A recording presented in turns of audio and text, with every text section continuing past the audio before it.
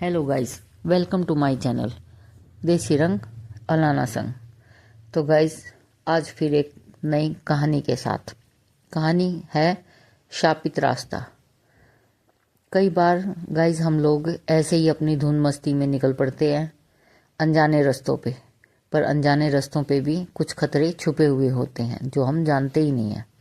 अनजाने रास्ते पे जाने से पहले हमारे को उस रास्ते की जानकारी ज़रूर हासिल कर लेनी चाहिए, नहीं तो हमारा वही हाल होगा जो इन 4 दोस्तों का हुआ। तो गाइस, कहानी कुछ इस प्रकार है। 4 दोस्त, अर्जुन, प्रिया, समीर और रिया। चारों दोस्त एक लंबी सड़क यात्रा से लौट रहे थे। आधी रात का गहरा सन्नाटा चारों ओर पसरा था और थकान सब पर हावी थी। समीर ने अपने फोन पर एक शॉर्टकट देखा तो मुख्य राजमार्ग से हटकर घने जंगल के बीच में गुजरता था। यह हमें कम से कम 1 घंटा बचाएगा, उसने उत्साह से कहा। प्रिया को एक अजीब सी घबराहट महसूस हुई। उसने उस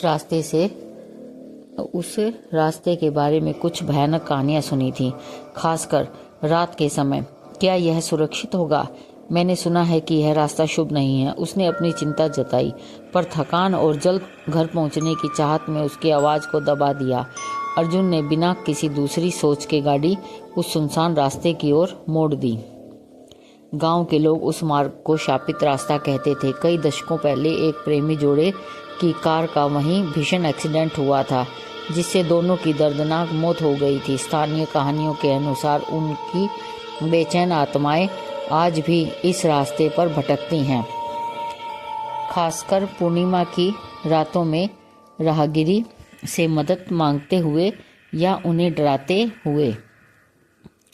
दोस्तों ने इन कहानियों को महज अंधविश्वास समझा था। कभी सोचा नहीं था कि उन्हें इस रास्ते से गुजरना पड़ेगा। जब तक उनकी गाड़ी उस पर थी तो हवा में एक अजीब सी खामोशी छा गई, मानो पूरा जंगल अपनी सांस रोककर किसी अशुभ घटना का इंतजार कर रहा है।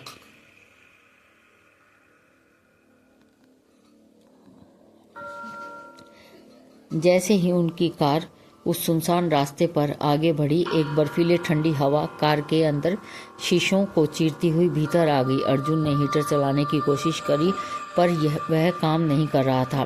कार के डैशबोर्ड पर लगी लाइटें और रेडियो अचानक तेजी से टिमटिमाने लगे, मानो किसी अनदेखी शक्ति ने उन्हें डिस्टर्ब किया हो।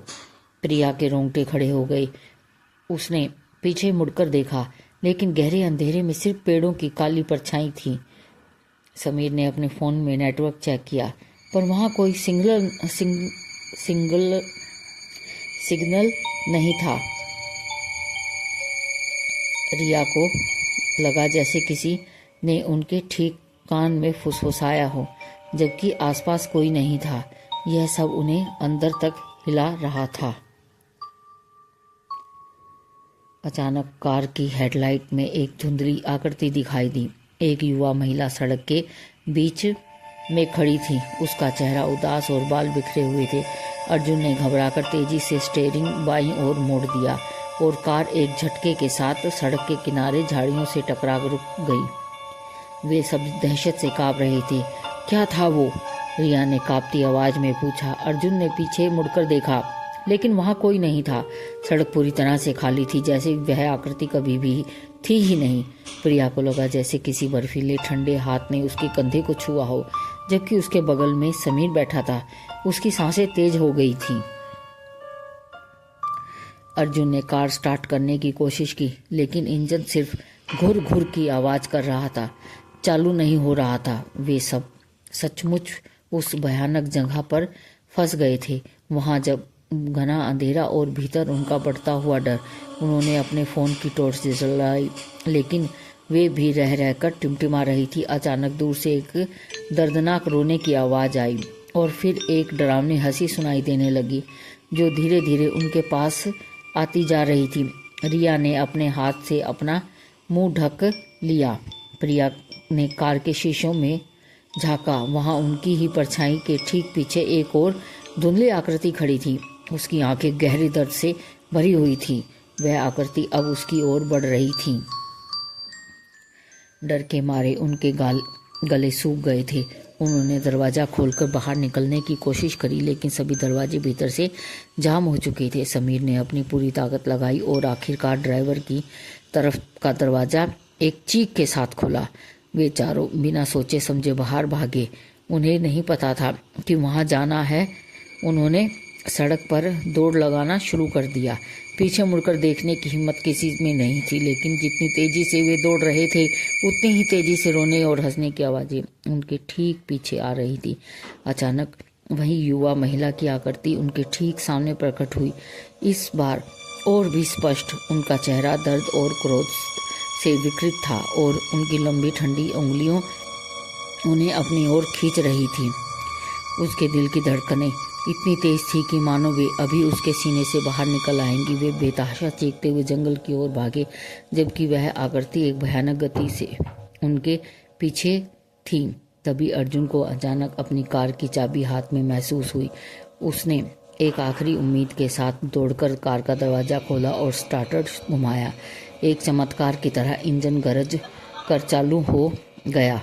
वे चारों बिना एक पल गवाए अंदर कूदे और अर्जुन ने पूरी रफ्तार से गाड़ी को बढ़ा दिया। उन्होंने तब तक पीछे मुड़कर नहीं देखा जब तक कि वे उस भयानक रास्ते से निकलकर मुख्य राजमार्ग पर नहीं पहुंच गए। उनका शरीर पसीने से भीगा था और सांसें उखड़ रही थीं।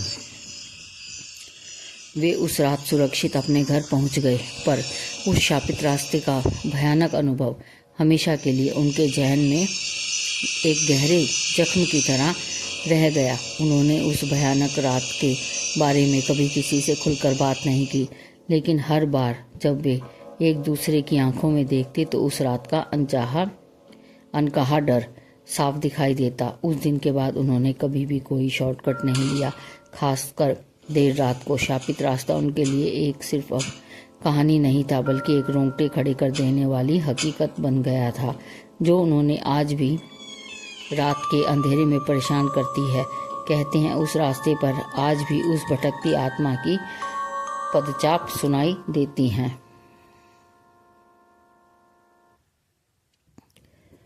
तो गाइज, आपको मेरी ये स्टोरी कैसी लगी? अगर मेरी स्टोरी पसंद आई हो तो मेरे चैनल को सब्सक्राइब करें, लाइक एंड शेयर करें। Thank you guys.